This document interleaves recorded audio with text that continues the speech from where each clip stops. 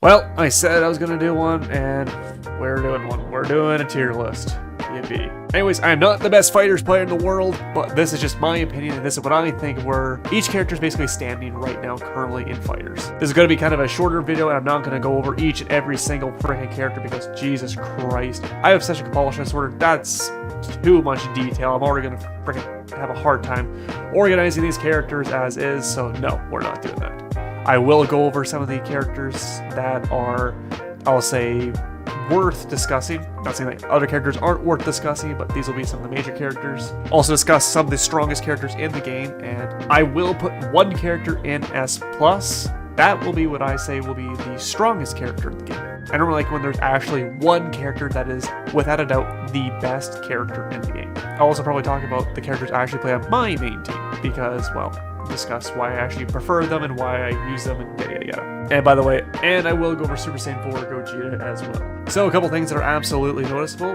The number one character on the list. Ultra Instinct frickin' Goku. So, do the nerfs rip him apart? No. Honestly, a lot of people still have said that UI Goku is still incredibly strong. He is, he's absolutely strong. A lot of people are saying that UI Goku is not nearly as strong as he used to be. I'm gonna argue and say, obviously, he's not.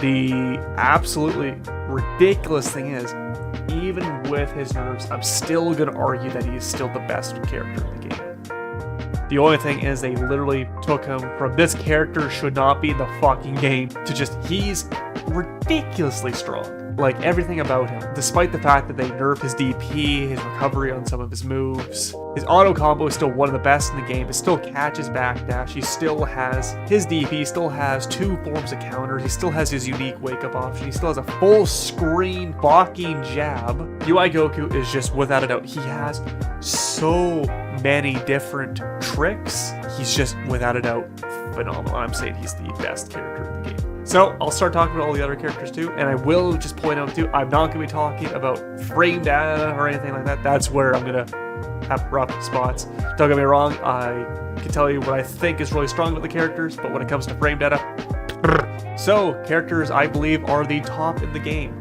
This list is, by the way, ordered. So that'd be Z Broly, Android 21, Gotenks, Kid Buu, Krillin, and Super Saiyan 4, Gogeta. So, what the fuck is with my top characters in the game? So, Z Broly, I'm glad you heard my entire statement. Android 21, the character literally has probably the best 50-50 in the entire game after level 3. The other thing is too, she also has her steals, where she can, after a command grab, she will be able to take an ability from an opponent and be able to use that.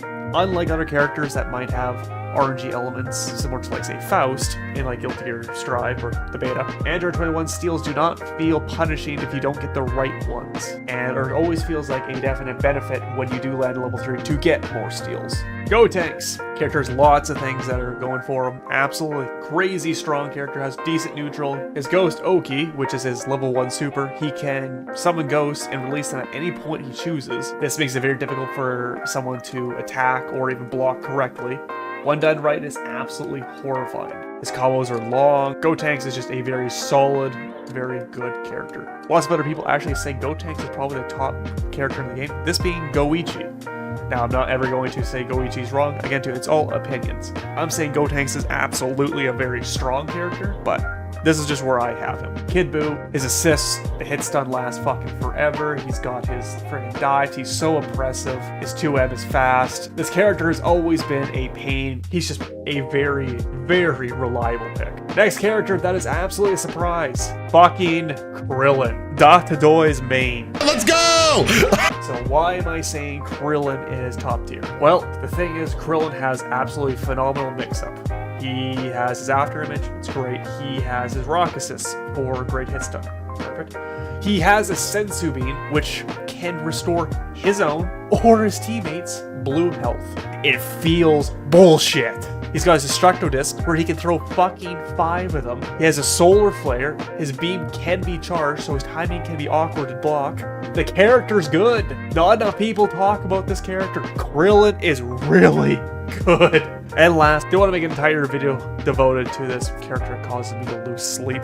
Super Saiyan 4 Gogeta. People say he's solid. He is pretty reliable. Pretty annoying. He's got a extremely fast 5L that is very easily deceptive. His 5M is without a doubt extremely long. Way too fast for a 5M. He's got a built-in Rekka system, which I'm going to be honest, it doesn't feel like he needs. Still has him, still good. DP, command grab. The only thing this character has a hard time with is full neutral. Even this character is in full neutral.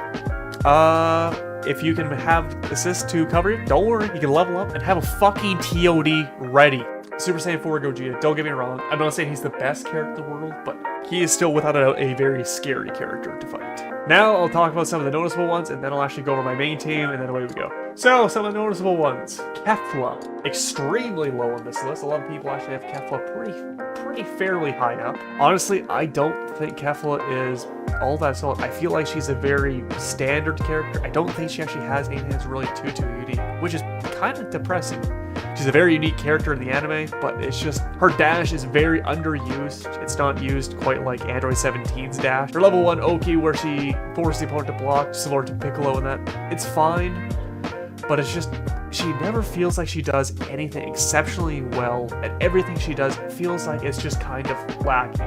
Her other level 1 supers are actually kind of tricky to land. I feel like she's missing a few things. Another character that might be slightly surprised is Android 18.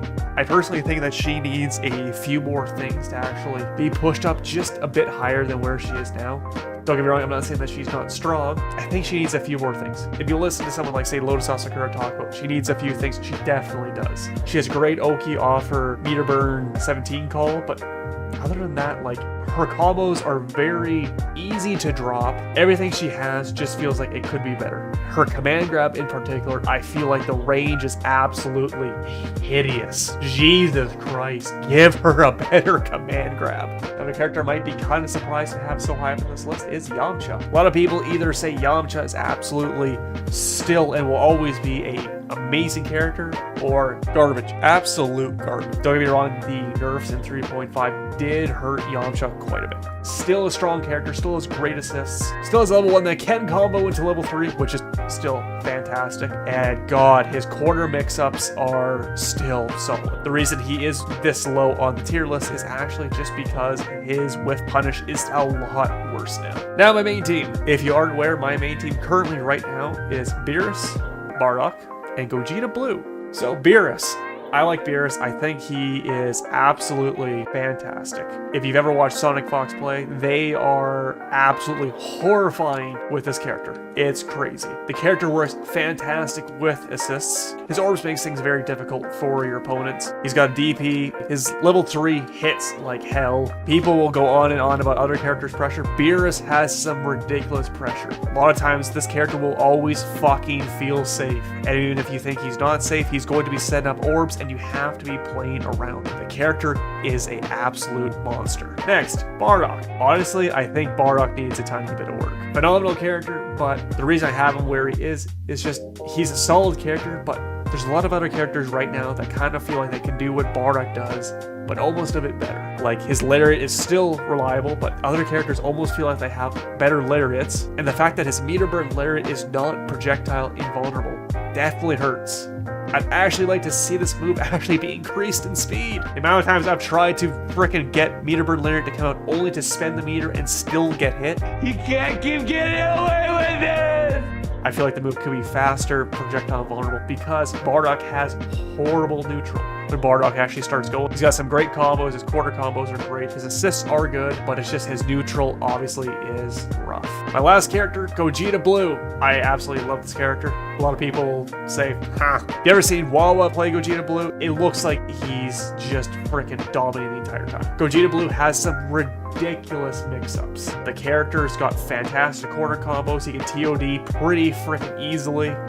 He's got a full screen command grab. His 2M is probably one of the, if not the fastest in the game. His meter burn DP is very strong, and he's also got decent mix up in the corner with his triple Kamehameha where he can just bluff. So what's really rough with him? Why is he so low then? A lot of his moves are very telegraphed and can be punished pretty easily. If you go into his full auto combo, a 2H will land nearly every time. I can't tell you the amount of times I've been hit trying to just go full auto combo. That being said, this character does struggle slightly in neutral as well. His projectiles aren't nearly as good as his triple Kamehameha definitely feels rough if you're doing it from full screen. The other thing this character has a hard time too is actually landing his level 3 in mid-screen. Normally it's a little bit tricky to actually get it to land, and normally either need a bar or a good setup, and it's kind of awkward. Well, that's what I thought of the characters. Another thing I will mention too, if you haven't noticed, is just because that these characters are A, B, C, D, yada yada yada yada, does not mean it is drastic. All these characters are extremely close.